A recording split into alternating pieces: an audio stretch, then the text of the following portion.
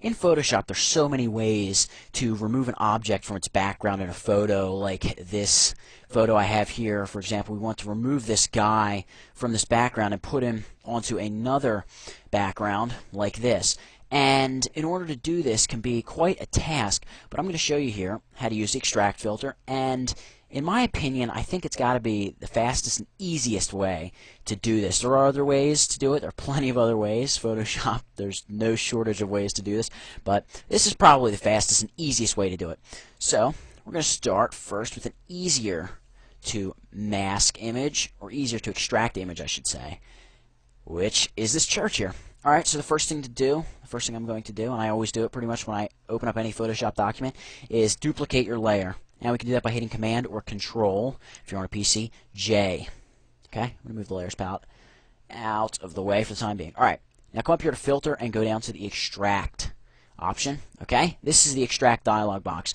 And the way Extract works is you use your highlighter here, this tool right up here, to highlight the edges of the object you want to extract, and then you use the paint bucket to fill in the area that you want to keep.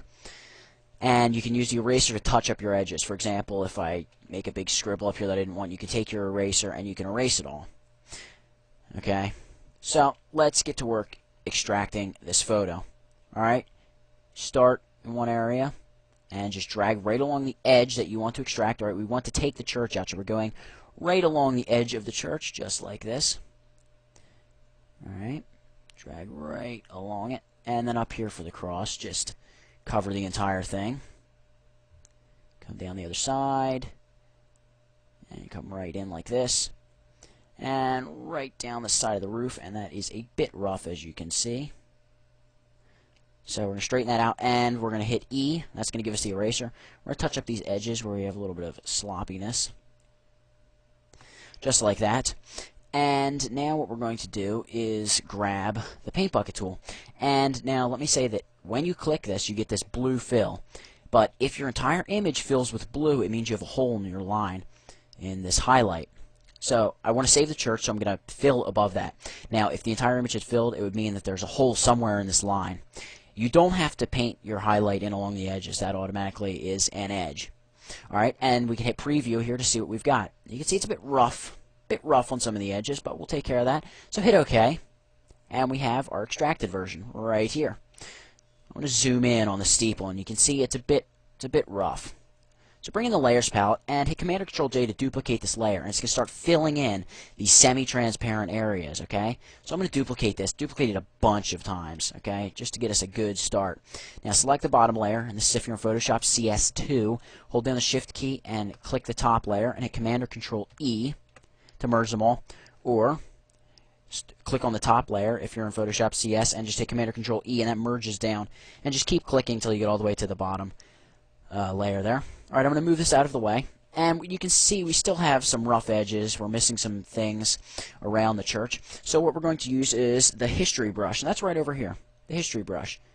Hotkey is Y. Make sure it's the history brush, not the art history brush. Now in CS, I believe it's right over here with the healing brushes, but in CS2, it's its own little thing.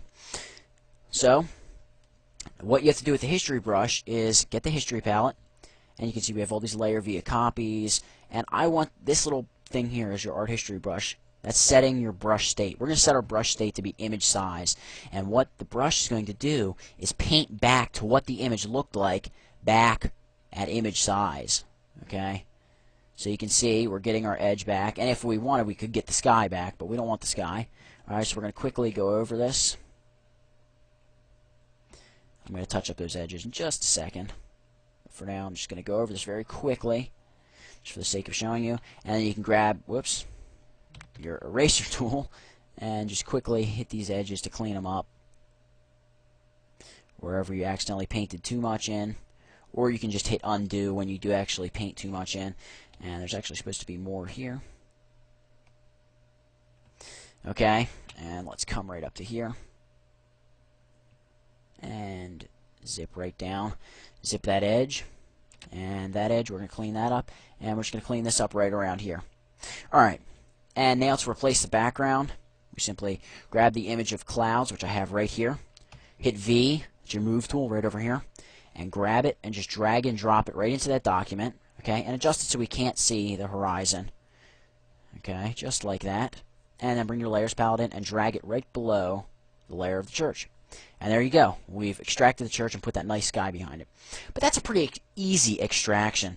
We want to do a more difficult extraction, something that you're really going to want to use extraction for. For the church, you could get away with using any number of tools. But something like this where you got this hair blowing in the wind, you're going to want to use extraction and maybe channels.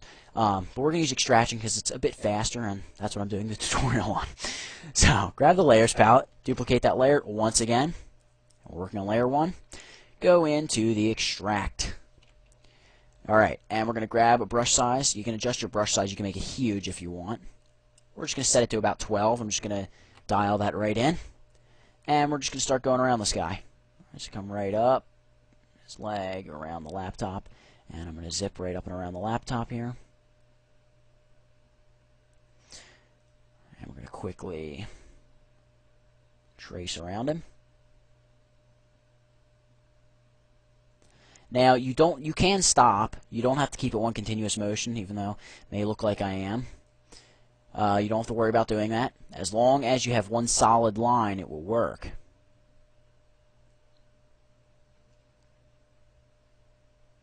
Come right down around his back. Alright. And there we go. So come over here, grab the paint bucket tool. We want to save the guy, so we're going to fill him with blue, although I forgot something here. Grab the highlighter once more. We got to get this bit of sky out, but we're gonna use a tool here in the extract palette called Smart Highlighting.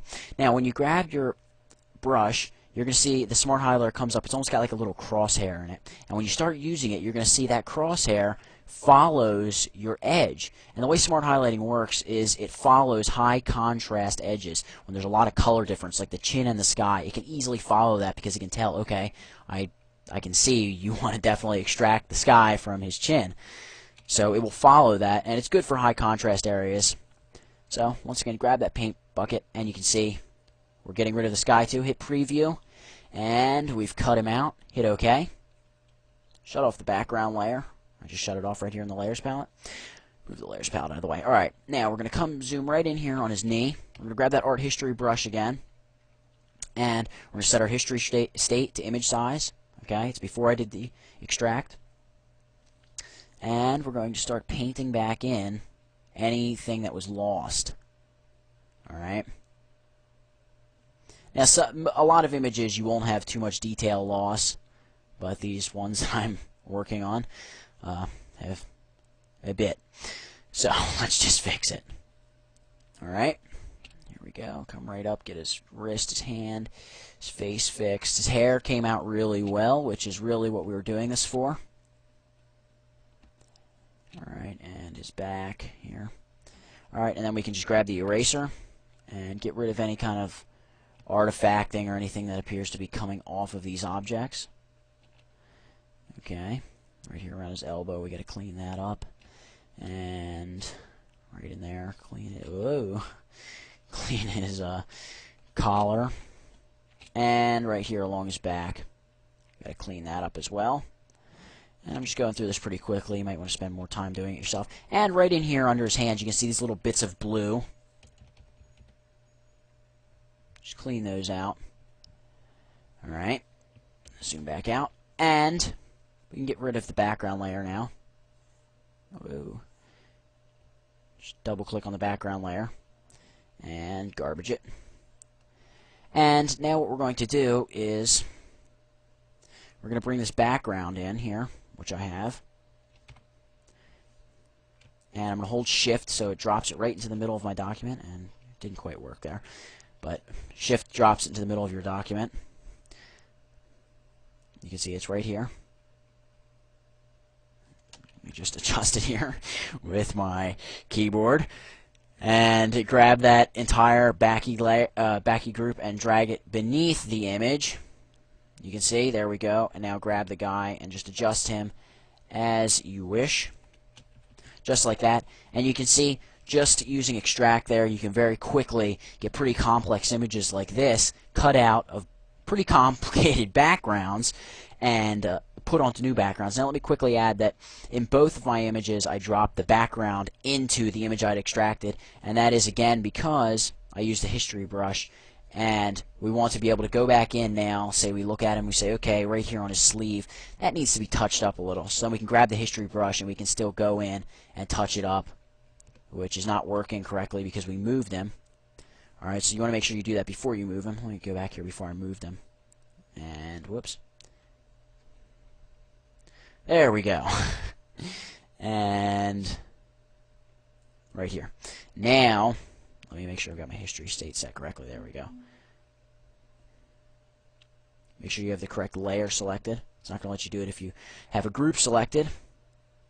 And come right in here with the history brush and just correct anything you need to correct. Right here where his shirt's missing. And anything you see like that that needs to be corrected, you can then correct once the background's on it. You can see we need to clean this up a little up here.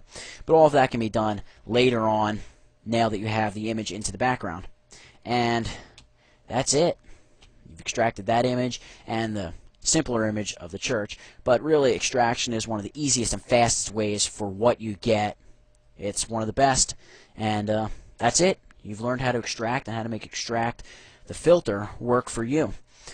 Hope you've learned something from it, and check out tutvid.com, the site that these tutorials are from, and I hope you find other stuff there that you like, and